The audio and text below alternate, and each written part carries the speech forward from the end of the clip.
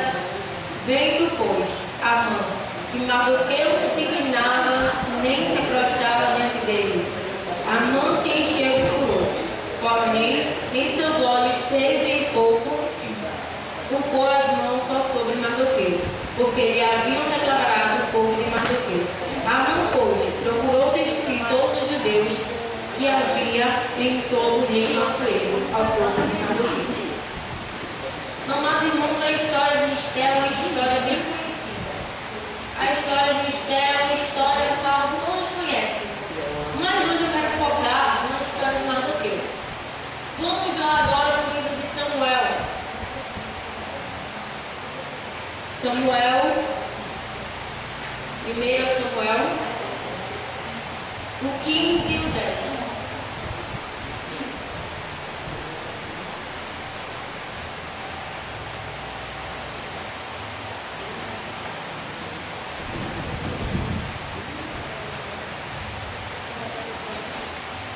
Samuel 15 e 10. Que diz assim: Então veio a palavra do Senhor a Samuel, dizendo: Arrependo-me de haver posto a Saul como rei, porquanto deixou de me seguir e não executou as minhas palavras. Então Samuel se contristou a toda noite e clamou ao Senhor. E madrugou Samuel para encontrar Saul pela manhã, e anunciou-se a Samuel, dizendo: Já chegou Saul ao Carmelo. E este levantou para si uma coluna. Então fez volta e passou, e desceu a Gilgal. Veio, pois, Samuel a Saul, e Saul lhe disse: Bendito sejas tu do Senhor, executei a palavra do Senhor. Então disse Samuel: Que balido, pois, de ovelha é este nos meus ouvidos, e um mugido de vacas que ouço? E disse Saul: De Amaleque as trouxeram, porque o povo perdoou ao melhor das ovelhas e das vacas para oferecer ao Senhor teu Deus. O resto, porém, temos destruído totalmente. Glória. Amados irmãos, a história de Mardoqueu, ela começa em Samuel, por incrível que pareça. Amã, o homem a qual queria destruir o povo de Deus, ele era descendente dos amalequitas. Mas muito antes, 1000 anos atrás, Deus tinha dito a Saul, ordenado a Saul: Saul, vai na guerra contra os reis dos amalequitas, vai, mata todos, crianças, eu não quero que reste nenhum dos amalequitas, eu quero que não se apague o nome desse povo da história, eu não quero que o inimigo do meu povo continue vivo. Saul diz: Vou, Senhor, fazer a tua ordem. E Saul, ele vai para a guerra contra os reis dos amalequitas. Mas Saul, ele se deixou enganar e trouxe o rei dos amalequitas, e ainda deixou a família real, a metade da família real, fugir. Então Saul, ele ainda trouxe vacas, bode, o gado dos amalequitas, sendo que o Senhor disse que era para matar tudo que fosse o inimigo do seu povo.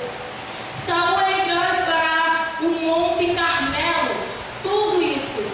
E chegando no Monte Carmelo, Deus fala para Samuel: Samuel, eu me arrependo de ter posto Saul no cargo de rei, porque ele começou a me desobedecer, não fez o que eu ordenei.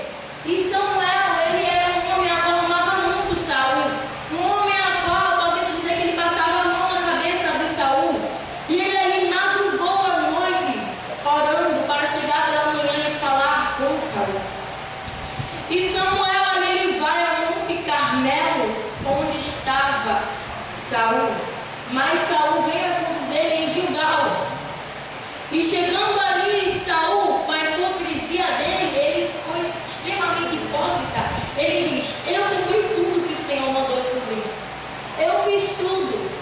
E na mesma hora que Saul diz isso, Samuel escuta o barulho das ovelhas e das vacas, e diz: Que barulho é esse que eu estou ouvindo? E Saul ali, ele é desmascarado. Saul ali, ele mostra a sua verdadeira personalidade. A Samuel, a qual amava tanto, a qual passava a mão na cabeça dele. E ali Samuel diz: Trouxesses o rei dos amalequitas? E ele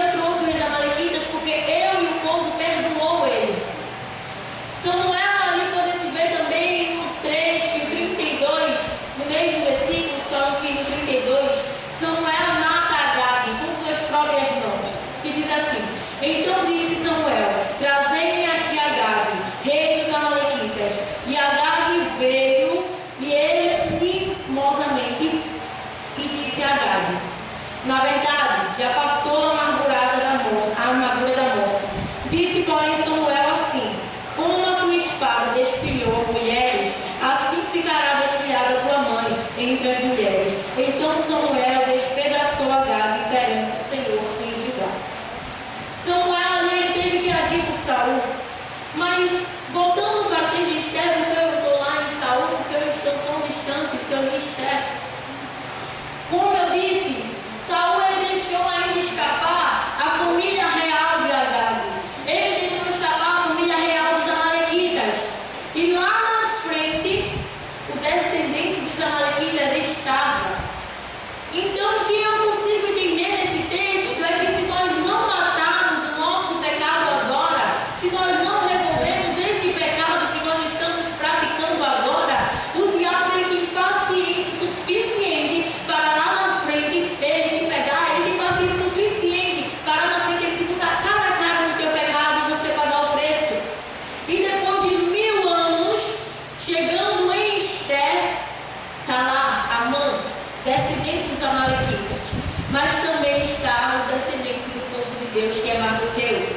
Mardoqueu, um homem de Deus, a qual não se curvava, porque ele sabia que era inimigo do seu povo. Mardoqueu, que fez diferente de Saul, Amã passava e ameaçava, que passava: vou te matar, eu vou matar teu povo. Mas Mardoqueu ele não se deixava temer, Mardoqueu ele não se curvava perante Amã. E Amã, um homem a qual fazia coisas que, como ele era inimigo do povo de Deus, ele queria extinguir o povo de Deus, ele queria matar, tirar o povo de Deus da história.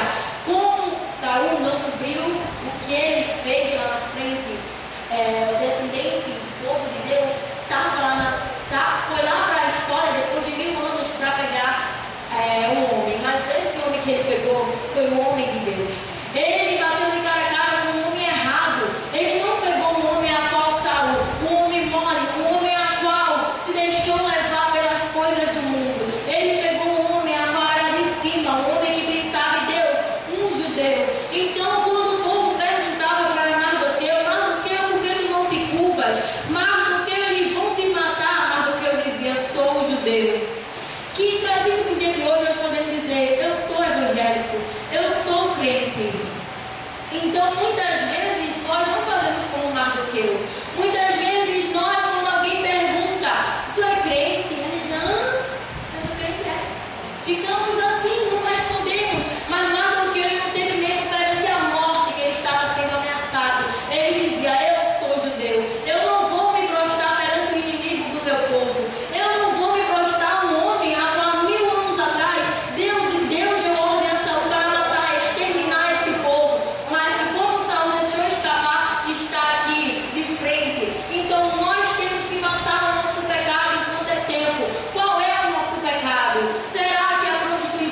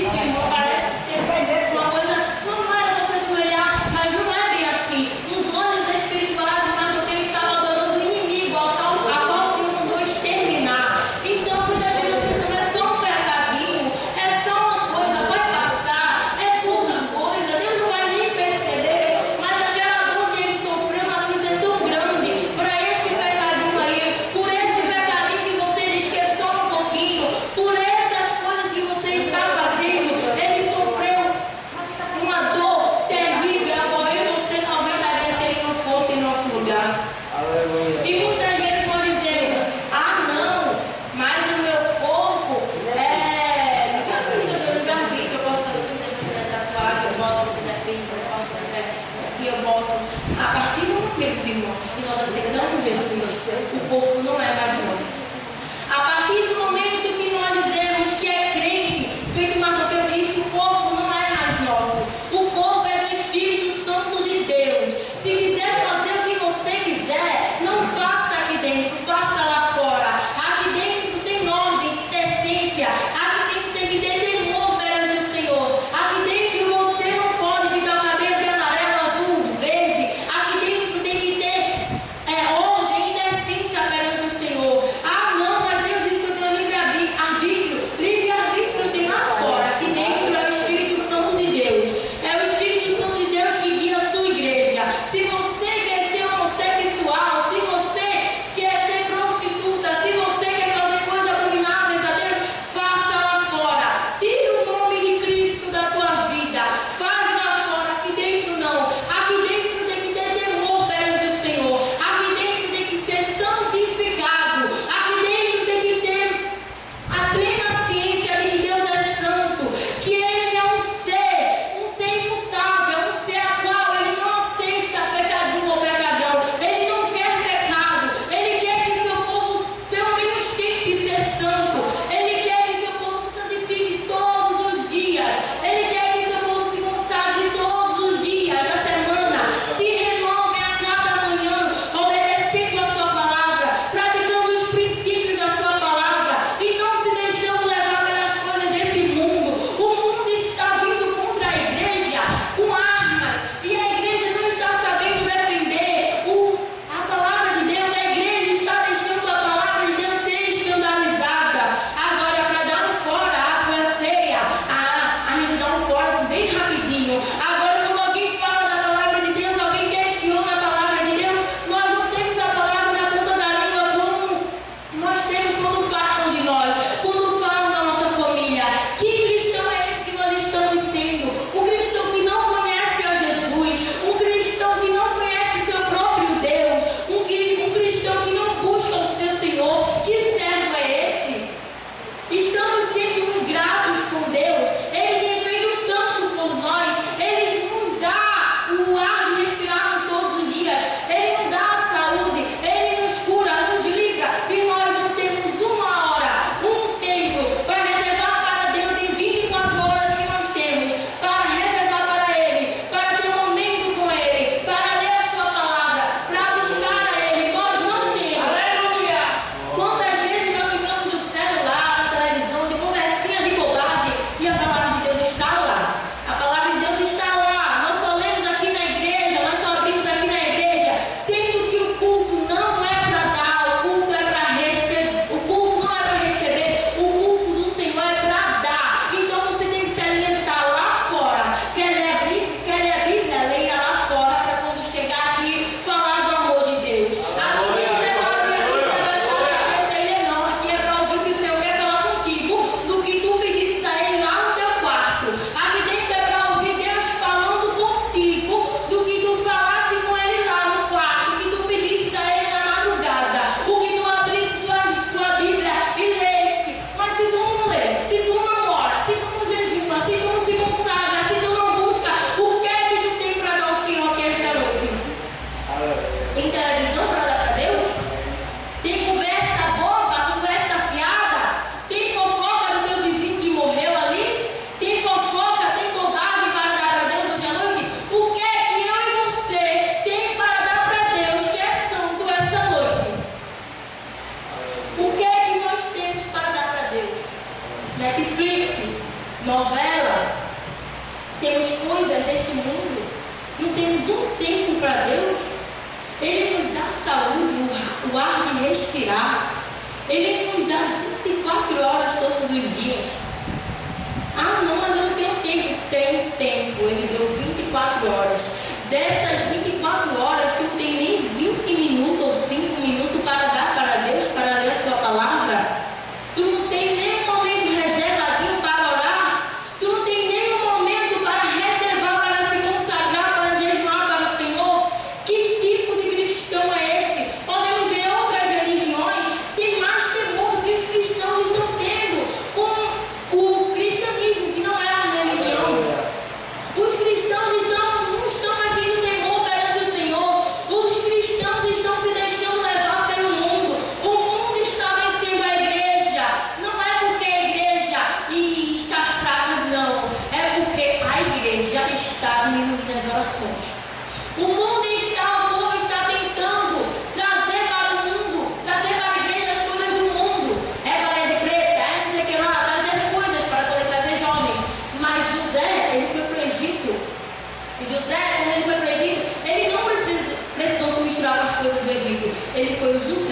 um jovem de Deus.